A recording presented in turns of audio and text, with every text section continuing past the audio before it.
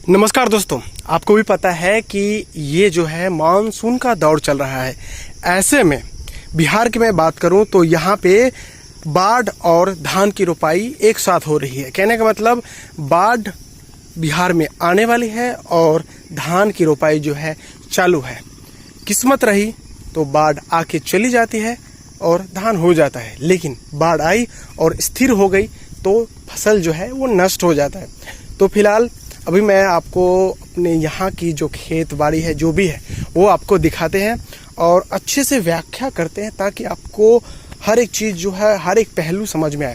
फिलहाल ये जो आप नदी देख रहे हैं ये है कमला, शायद इसे ही कमला बलान कहा जाता है। और ये नदी जो है नेपाल से होकर मुजफ्फरपुर, समस्तीपुर, दरभंगा जिला बिहार में आती है। और ऐसे में ये नदी अभी स्थिर बनी हुई है। और इसके अलावा बिहार में जितने भी नदियां हैं वो फिलहाल अपने स्तर से ज़्यादा जलमग्न है, यानी कि उस नदी की जितनी भी जल स्थिति है उससे कहीं ज़्यादा ऊपर है।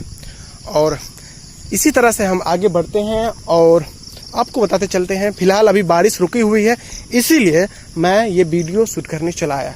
और मेरा मन नहीं था, लेकिन मुझे लगा कि नहीं, मानसून का वक्त है और लोगों को पता चलना चाहिए कि अभी बिहार में जब बारिश होती है, मानसून का वक्त होता है, तो वहाँ के जो हालात है वो कैसे होते हैं।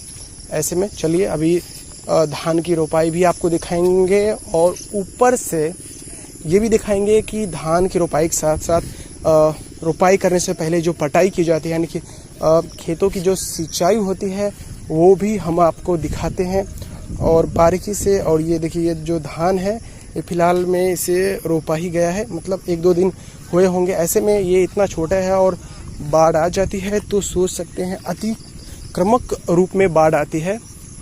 और किसी खेत में देखिए रोपाई चल रही है, जूम करके आपको बताते हैं। ये देखिए, इसमें अभी रोपाई चल रही है और इस खेत में अभी पटाई चल रही है, यानी कि सिंचाई हो रही है।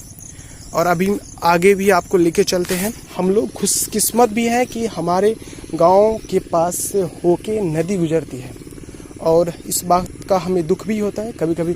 इसी वजह से बाढ़ का जो है हमें सामना करना पड़ता है और अच्छी बात है। चलिए धीरे धीरे हम आगे बढ़ते हैं। और ये देखिए, और हाँ, सबसे बड़ी बात है कि बिहार के हर एक जिला में बाढ़ नहीं आती है। कुछ एक जिला है जहाँ पे बाढ़ आती है। सोचिए 38 जिला है तो उसमें से 11, 12, 13 जिले हैं जो मैदानी इलाका में और नेपाल की सीमा से सटे हुए हैं, जिस वजह से यहाँ पे बाढ़ आती है। क्योंकि पास में होने की वजह से बाढ़ तो आएगी ही। और अगर आप बिहार में रहते हैं या फिर बिहार के अलावा किसी भी राज्य में रहते हैं और आपको बिहार के बारे में थोड़ी सी भी जानकारी है तो आपको ये बात मालूम होगा कि बिहार का जो एक जिला है दरभंगा, वो मखाना और मछली उत्पादन के लिए फेमस है वर्ल्ड में। तो वो जो मखाना होता है वो नदियों में ही उत्पाद मतलब उपजाया जाता है। ये जो आप बड़े बड़े पत्ते देख रहे हैं ये मखान का ही मतलब पौधा है या फिर जो भी कहें वो है। और जब बाढ़ आती है तो पूरी तरह से उपट जाता है और मखान जो है इसमें से झड़ जाता है और वो नीचे गिर जाता है।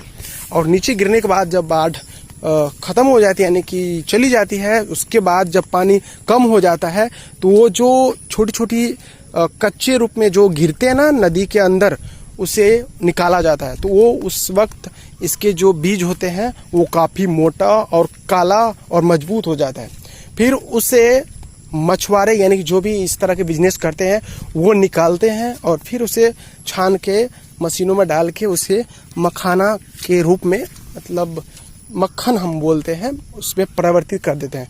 देखिए हर खेत में तत्काल में ही जो है सिंचाई हुई है। ऐसे में मेरा पाँव भी फंस रहा है, देख सकते हैं मेरा पाँव पूरी तरह से ज़मीन के अंदर धंसता चला जा रहा है।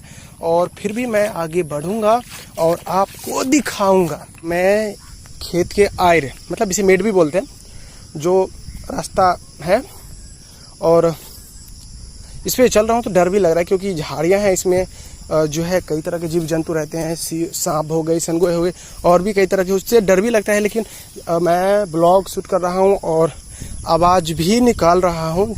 और ये जो देख रहे हैं ये जनेर है। जीनेर का उपयोग तब होता है जब बाढ़ आ जाती है, तब जाके इसका उपयोग चारा के रूप में किया जाता है गाय भैंस के लिए। ये जो पौधा आप देख रहे हैं ये तिल का पौधा है, और आपको पता है कि तिल बहुत काम की चीज़ होती है, इससे तेल भी बनता है और पूजा के सामग्री में भी ये उपयोग में आता है। और तिल की जो तीसी होती है वो मतलब वो भी काफ़ी अच्छी होती है, जिसे हम रोटी के साथ खाने में हमें काफ़ी रुचि पैदा होती है। यहाँ पे मछली मारने के लिए जाल भी लगाई हुई है।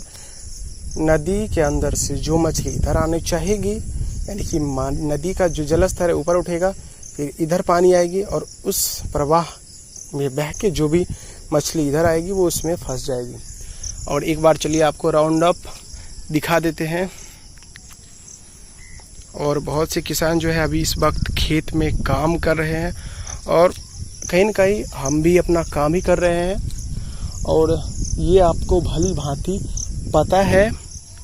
और ये जो पानी आप देख रहे हैं जब ये बढ़ता है तो ये जो पुल है, ये लेवल, ये जहाँ मेरा पाँव है इसके लेवल में आ जाता है, सिर्फ यही बचा हुआ होता है। कहीं ये तो नॉर्मल रही और ज़्यादा यदि आ गई तो इसको कवर कर लेती है।